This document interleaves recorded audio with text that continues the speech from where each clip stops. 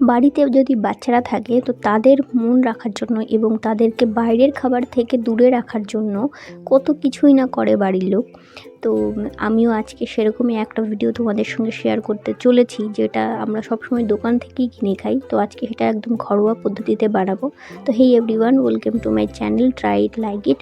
আজকে আমি আপনাদের সঙ্গে একেবারে ঘরোয়া পদ্ধতিতে কীভাবে চিকেন এগরোল তৈরি করব সেটাই দেখাচ্ছি। চলো শুরু করি। প্রথমে যেটা করতে হবে সেটা হচ্ছে কিছুটা পরিমাণ গরম জল নিতে হবে এবং তার মধ্যে কিছুটা পরিমাণ চিনি, লবণ আর কিছুটা পরিমাণ ইস্ট আপনি দিতেও পারেন, নাও দিতে পারেন, বাট দিলে ভালো হয়, রুটিটা নরম হয়। তো সেটা দিয়ে কিছুটা পরিমাণ তেল দিয়ে খুব সুন্দর করে একটা ময়দা কিংবা আটা আপনার যা ইচ্ছে বা দুটো মিক্স করে একটা ডো আপনাদেরকে সুন্দর করে বানিয়ে নিতে হবে।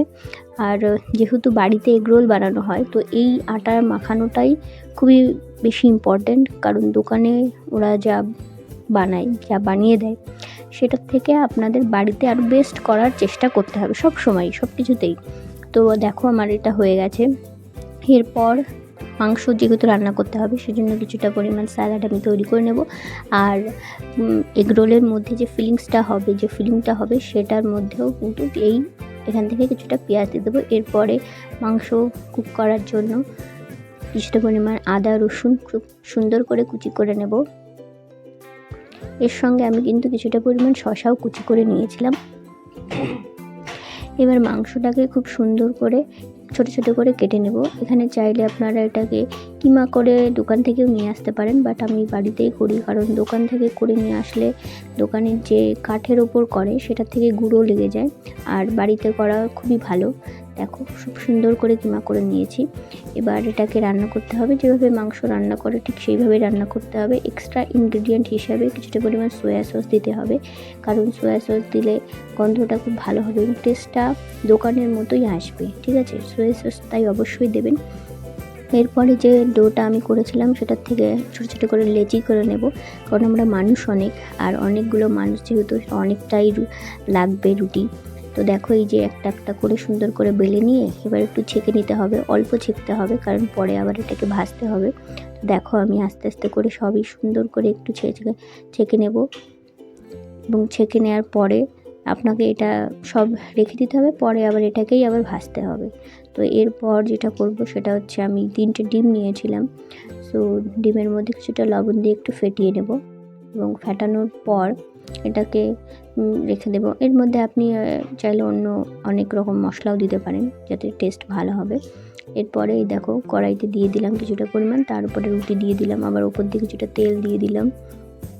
তেল দেওয়ার পরে এবার উল্টিয়ে দেবো। দেখো আস্তে আস্তে করে ভাজতে হবে, বেশি আঁচ রাখা যাবে না, কারণ তাহলে পুড়ে যেতে পারে, আর পুড়ে গেলে রুটি ভাজা হবে না, কিন্তু পুড়ে যাবে, টেস্ট লাগবে না। তো দেখো এরকম হালকা হালকা ব্রাউন ব্রাউন কালার হবে, তো সেই টাইমে এটাকে নামিয়ে নিতে হবে।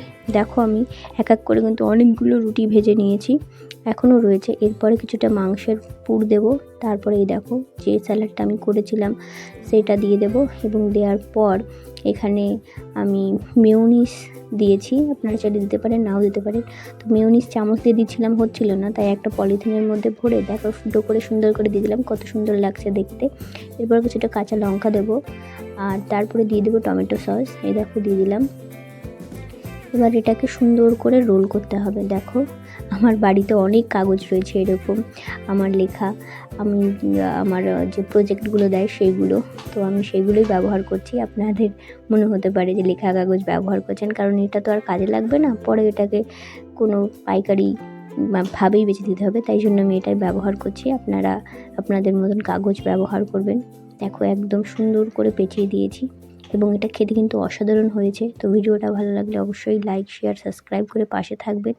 আপনাদের অনুপ্রেরণায় আমি অনেক দূর এগিয়ে যেতে পারি, তো অবশ্যই পাশে থাকবেন। ধন্যবাদ।